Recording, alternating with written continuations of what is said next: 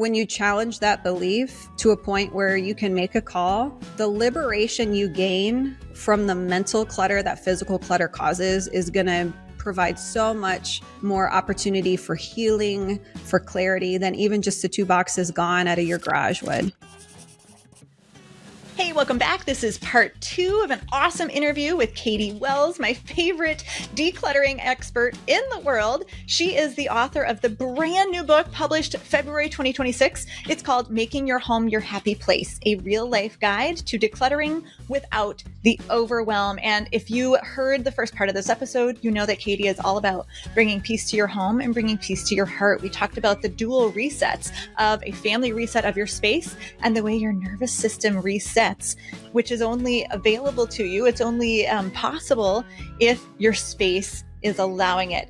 Good stuff. Today, we're jumping into the clutter loop, and you'll hear me talk a little bit more with Katy about her brand new book. Here's part 2 of a great interview. Well, Katy, I know your brand new book, and tell us the title so that everyone can search it up immediately. Yes, Making Home Your Happy Place, a real-life guide to decluttering without the overwhelm. So good, because sometimes it is overwhelming when people say do it big. And I love that you say do it little, do a little chunk, 2 items, 5 minutes, whatever it is.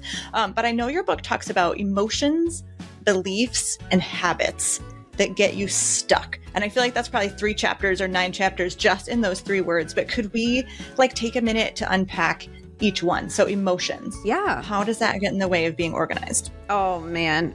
So many of the methods out there, they focus on the stuff, how to organize it, how much to keep, where to move it, and systems. These things are all helpful, but it's not the whole picture. And I kept running up against that in my own journey. I'm like, I'm 1 step forward, 10 steps back, 1 step forward, 15 steps back. I'm like, what's happening? And the reality is when we treat decluttering like logistics and not really, it's like emotional work that's disguised as logistics problem. Follow this checklist and you'll be clutter free forever. Do this one system and it's unicorns and rainbows. And it's like, that's not the reality because we're humans. We're not AI. So what I mean with the emotion aspect is we're not just deciding stuff. We're bumping against things like grief, guilt. Guilt is such a big one. This cost money. I wished I bought this with the best intention. Fear. What if I let this go? What if I need it? Identity. This represents who I used to be or who I aspire to be. This represents a season of my life I don't want to forget. Like my heart is like, I ate so much for resources in this way. And you might know on paper it's clutter. And you might know I haven't used this in 6 months, so I'm supposed to let it go. But right, our brain's going to rule the roost here. So the box in your garage isn't just a box to you. Maybe it's your grandmother's dishes, baby clothes. I mean, all these different things, business supplies from a dream that didn't pan out. I just helped a client. She was like, I started this business 2 years in, I let it go. And right, that stuff was so heavy. And she's like, if I let it go, does it mean I'm a failure? Oh yeah. It's the stories we attach, right? And so I don't want to feel like a failure. I don't want to remember this 2 years where I invested tens of thousands and didn't make it. And it's so heavy. Like this is what we're talking about. And we avoid often those decisions because we don't want to feel that pain. We don't want to feel the sting. And so if traditional advice hasn't worked for you there, just remember you're human and you can also challenge those beliefs. Really, you can. What was that conversation like with the client who had trouble letting go of the business stuff and the idea of failure? Like, did you talk her through that? Yeah, I think number one was, what's the story? And why? What's the story you're telling yourself? Literally what I just said. And she was like, I feel like a failure. I feel like I will never be that successful businesswoman I had on my vision board. Again, it felt so much more loaded than just donating 2 boxes of business supplies. And I said, is that story true? Is this true? She goes, well, no, this isn't true. I can still be successful. I can launch a new business. If I decide to in the future, I could go out and buy more copy paper and pens and get new business cards. Do you want this story to live? What's it worth to you? And the reality is too, our clutter and our stuff talks to us. And it's not like, again, it wasn't just passive boxes. It was every time she walked into her garage, that's where her pantry was. She'd go to get black beans for her chili or whatever, kidney beans. She saw that box and she was like reminded, man, I stink. I can't believe I failed. It's just like constant reminder. And yes, a lot of our things help us. They make our life more efficient, especially when we use them. They spark joy, whatever. But like, it felt like such a reminder. And it was so painful for her. She didn't want to face it. And so we just walked through that in a really simple way. Listen, I'm no therapist. I'm a declutter expert, but I've gone through this myself. I'm a human being. I have like a bleeding heart. Like I get it, And so just ongoing conversation like that brought that awareness. She was allowed to challenge that belief.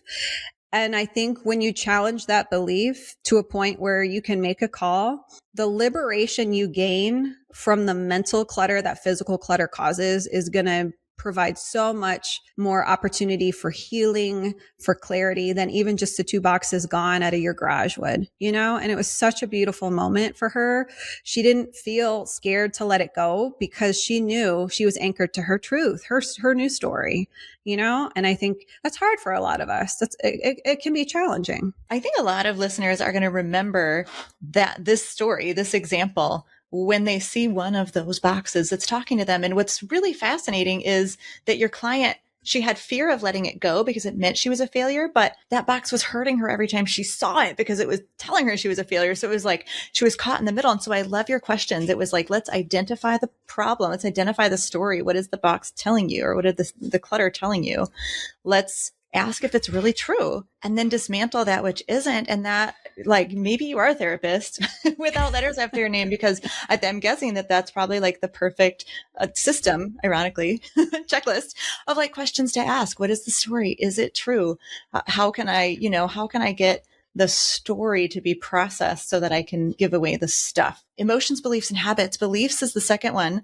That's like intriguing to me. Are we talking like faith beliefs here? What kind of beliefs? So not exactly, although I guess faith could play a role. What I'm talking about is beliefs you absorbed growing up that often, again, they're kind of the programming we have. So I'll give you some examples. Maybe your mom saved everything because her family motto was waste was bad, or waste not, want not wasn't a suggestion, but more of a family motto. So now throwing away or donating feels like morally wrong. Maybe you grew up without much. And so now you overbuy and you constantly buy stuff for yourself and your kids because you want to give them the life you didn't have. These are all personal, like client examples, by the way. Maybe you believe a good mom keeps a perfect home and every mess you see and disorganized space makes you feel like proof like you're failing. That's a personal one for me, right? And again, these beliefs kind of run in the background like an operating system. You don't see them, but they drive your relationship with your stuff. So in the book, in chapter 2, I call it your stuff story. Everyone has one. It's the invisible script that really shapes how you relate to belongings. What you buy, what you keep, what you struggle to let go of, what you let go of easy. In the book, inside chapter 2, it helps you surface them. And there are 3 pillars that really kind of weave into our stuff story, and that's historical. So again, our caregivers, how we were role modeled to manage a home, relate to stuff, let go or not let go. Our personal experiences. So again, if you've gone through scarcity, if you've lost a home in a fire or a flood, all these things, if you lost your job overnight and you're like, how am I going to pay my bills? You're probably going to be stuck in that scarcity. It's fearful, right? And that's going to make us often cling to our stuff. And then of course, culture also plays a role in this. I mean, like hop on social media within 90 seconds. I'm told I'm too old. I have too much gray hair. I have too much belly fat. And guess what? They're all selling me a product. And it becomes this never ending, exhaustive search to be more youthful, prettier, fitter, more optimized, smarter, a better parent. It's a lot.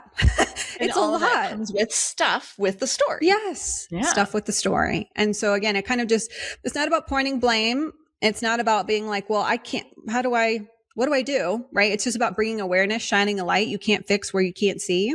And then again, we challenge that.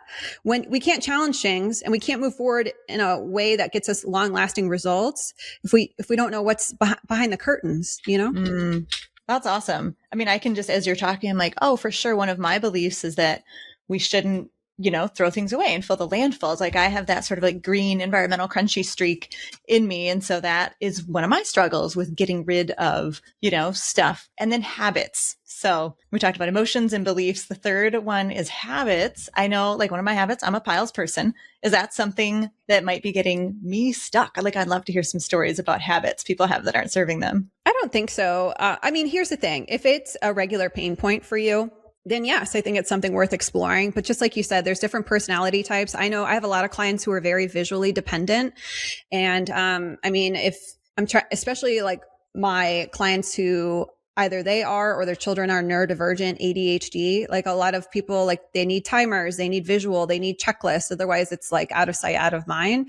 If that works well for you, like embrace it. But I think giving yourself a physical boundary or a system to follow through. If you have piles, like for example, I just started working with a client and she was kind of squirreling away piles of stuff. She had reusable tote bags hanging on every door in her house and little piles all over countertops. And they were so overwhelming to her. And I was like, well, what's going on? She's like, well, when I don't know what to do with something, I just put it away instead of making a call. So we got really good right away on just giving her brain one job, one anchor, how to make decisions faster.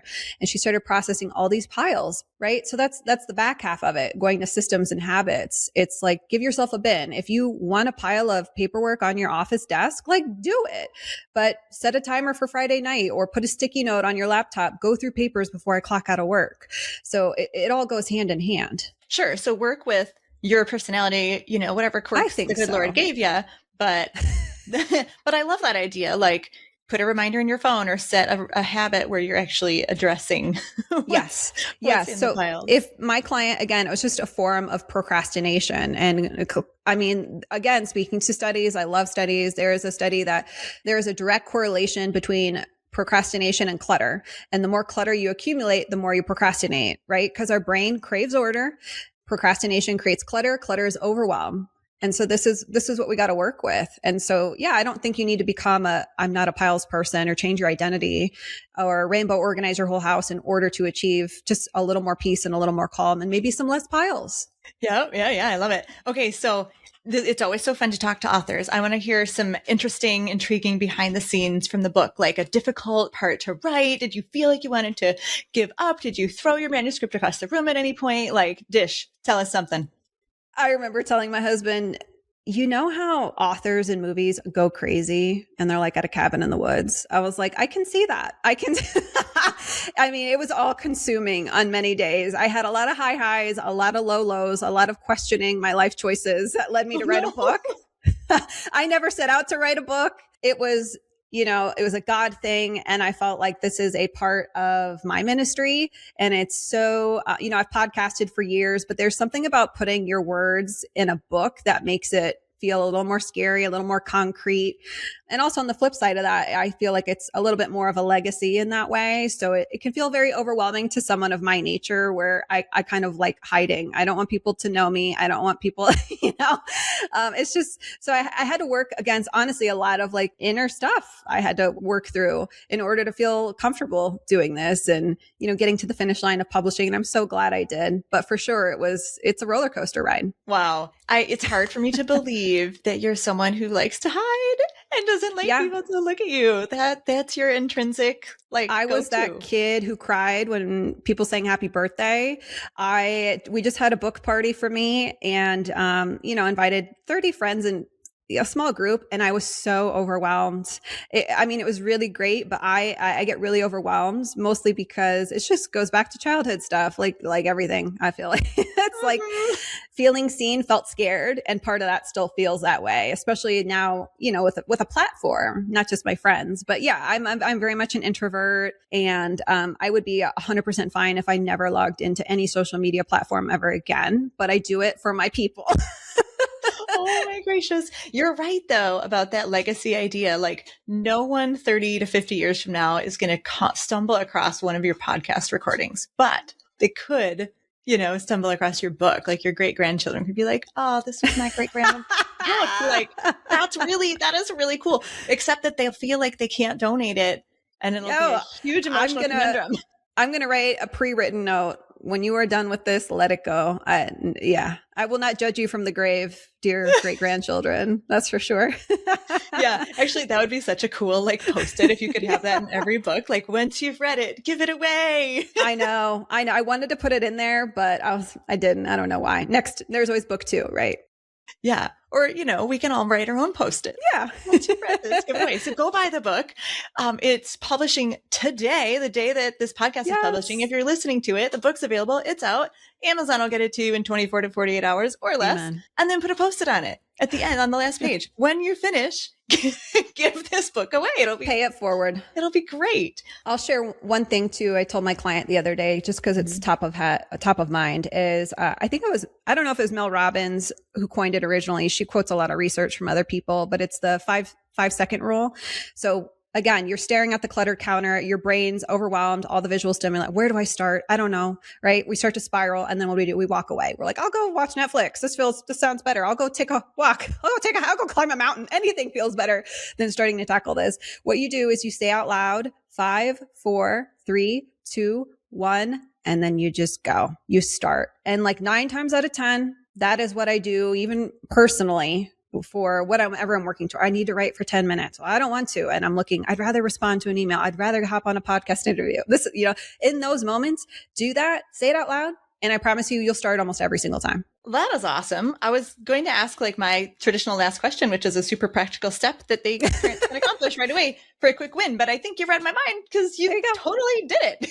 Katie's on the same wavelength. Not surprised. I know. It makes sense. All right, guys, go buy the book. Say the title again so it's in your voice and everybody's ears. It's called Making Home Your Happy Place, a real life guide to decluttering without the overwhelm. So there's so many tips. We go so much deeper.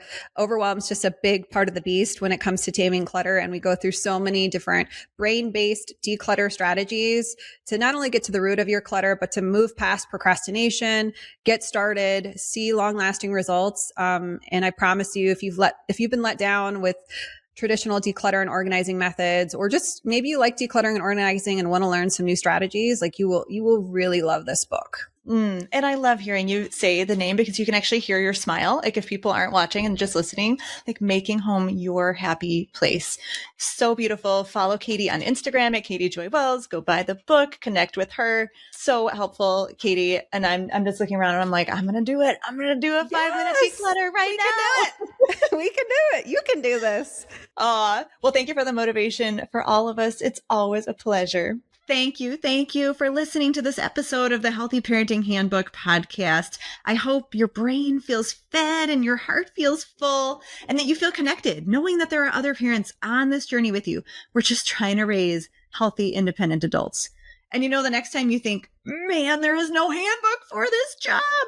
Now there is the Healthy Parenting Handbook. Look up the podcast wherever you listen to your podcasts. Please leave a review, my friends, as that helps other parents who need this information to find us. And of course, subscribe. That's a huge help.